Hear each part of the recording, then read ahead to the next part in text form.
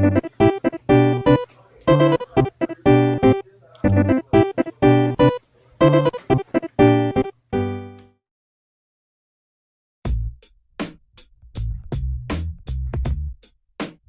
teman-teman, kami di sini akan mempresentasikan tentang bab 3 struktur dan fungsi tumbuhan. Tumbuhan merupakan makhluk hidup yang berperan dalam menyediakan oksigen, karbohidrat, protein, lemak, vitamin, dan mineral bagi manusia serta berbagai jenis hewan yang ada di bumi. Oksigen dibutuhkan oleh manusia dan hewan untuk proses pernapasan, karbohidrat dan lemak sebagai sumber energi, protein sebagai zat pembangun tubuh, vitamin dan mineral berfungsi membantu reaksi-reaksi dalam tubuh. Struktur tubuh tumbuhan banyak yang menginspirasi manusia untuk mengembangkan teknologi tertentu yang bermanfaat bagi manusia, misalnya struktur dan proses yang terjadi di daun. Daun memiliki struktur yang lebar, tipis, dan berfungsi untuk proses fotosintesis. Dalam proses fotosintesis ini energi cahaya, misalnya yang berasal dari cahaya matahari, ditangkap oleh pigmen hijau dalam daun yang kemudian diubah menjadi energi kimia. Energi kimia selanjutnya disimpan sementara untuk digunakan dalam pengubahan karbon dioksida menjadi glukosa. Tumbuhan dapat diklasifikasikan menjadi kelompok tumbuhan. Tumbuhan berpembuluh, dan tumbuhan tidak berpembuluh. Tumbuhan tidak berpembuluh meliputi tumbuhan lumut. Tumbuhan berpembuluh meliputi tumbuhan paku dan tumbuhan berbiji. Tumbuhan berbiji dapat dikelompokkan lagi menjadi tumbuhan berbiji terbuka dan tumbuhan berbiji tertutup. Organ merupakan kumpulan dari beberapa macam jaringan yang berbeda dan membentuk satu kesatuan untuk melakukan fungsi tertentu. Tubuh tumbuhan berpembuluh tersusun atas beberapa organ. Organ penyusun tumbuhan berpembuluh dapat dikelompokkan menjadi organ vegetatif dan organ generatif. Organ vegetatif merupakan organ tumbuhan yang berfungsi untuk mendukung pertumbuhan dan perkembangan tumbuhan, terutama berguna untuk penyerapan, pengelolaan, pengangkutan, dan penimbunan zat-zat makanan. Organ vegetatif tumbuhan berkembang terdiri atas akar, batang, dan daun. Organ generatif merupakan organ tumbuhan yang berfungsi dalam proses perkembangan biakan secara generatif atau seksual. Pada tumbuhan berbiji tertutup, organ generatif terdiri atas bunga, buah, dan biji. Akar merupakan organ tumbuhan yang umumnya berada di bawah permukaan tanah, tidak memiliki buku-buku, tumbuh ke pusat bumi atau menuju air, warna tidak hijau, keputihan atau kekuningan, dan memiliki bentuk meruncing.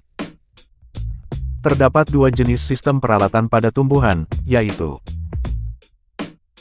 akar serabut dan akar tunggang. Tumbuhan monokotil seperti padi, jagung, dan rumput memiliki sistem peralatan serabut, sebaliknya pada tumbuhan dikitir seperti kacang tanah dan mangga memiliki sistem peralatan tunggang.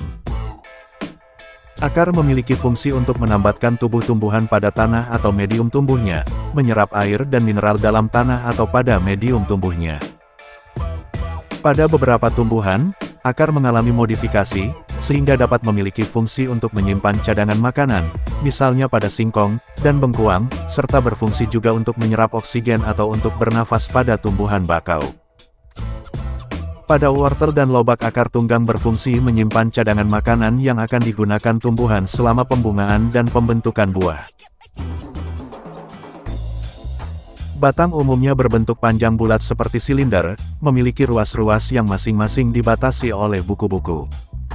Pada nodus inilah tempat melekatnya daun dan tunas. Batang memiliki banyak fungsi, antara lain menyokong bagian-bagian tumbuhan yang berada di atas tanah, dan sebagai jalan pengangkutan air dan mineral, dari akar menuju daun, dan jalan pengangkutan makanan dari daun ke seluruh tubuh tumbuhan. Perbedaan struktur luar batang monokotil dan dikotil.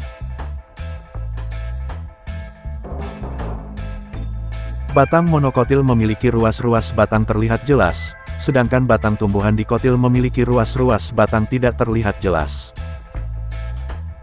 Batang dapat mengalami modifikasi dan berfungsi sebagai tempat menyimpan cadangan makanan, misalnya pada tumbuhan tebu dan kentang dan rimpang kunyit.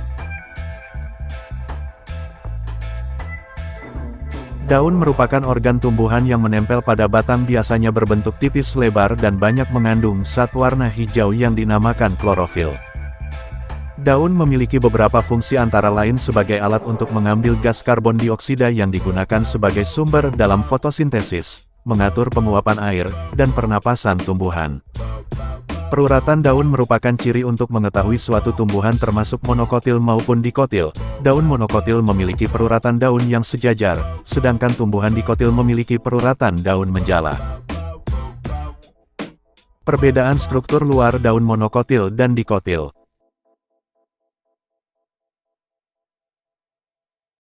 Pada proses fotosintesis dibutuhkan cahaya sebagai sumber energi. Energi tersebut ditangkap oleh zat hijau daun yang disebut klorofil.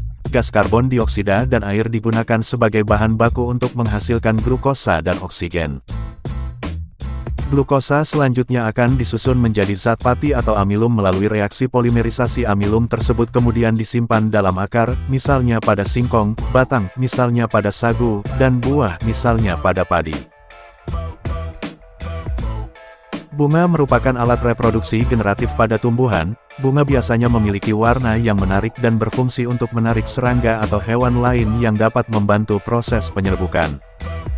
Bunga tersusun atas dua bagian utama, yaitu perhiasan bunga dan alat reproduksi bunga. Perhiasan bunga meliputi tangkai, kelopak kaliks dan mahkota korola, sedangkan alat reproduksi berupa benang sari alat kelamin jantan dan putik alat kelamin betina. Bunga yang memiliki bagian-bagian tersebut disebut bunga lengkap, sedangkan bunga yang tidak memiliki salah satunya disebut bunga tidak lengkap. Berdasarkan keberadaan alat reproduksi dalam satu bunga, ada bunga yang memiliki benang sari dan putik dalam satu bunga. Bunga yang demikian disebut dengan bunga sempurna. Namun ada juga bunga yang hanya memiliki satu alat kelamin saja dalam satu bunga, benang sari saja atau putik saja. Bunga yang demikian disebut bunga tidak sempurna. Tumbuhan monokotil dan dikotil dapat dibedakan berdasarkan karakteristik bunga, yaitu jumlah bagian-bagian bunga. Tumbuhan monokotil mempunyai bagian-bagian bunga seperti daun kelopak, daun mahkota, dan benang sari yang berkelipatan 3. Pada tumbuhan dikotil mempunyai bagian-bagian bunga berkelipatan 4 atau 5. Makan buah biasanya di dalamnya juga terdapat biji. Salah satu bagian dari bunga yaitu putik pistilum. Putik terdiri dari atas 3 bagian, yaitu bagian dasar yang menggelembung disebut bakal buah ovarium, bagian yang memanjang disebut tangkai putik stilus, dan kepala putik stigma. Di dalam bakal buah terdapat satu atau lebih bakal biji ovul. Pada perkembangan selanjutnya bakal buah akan berkembang menjadi buah, sedangkan bakal biji akan berkembang menjadi biji.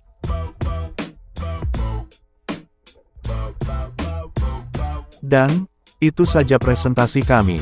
Terima kasih telah menyimak. Go stupid. True smart like an A+ student. Alright,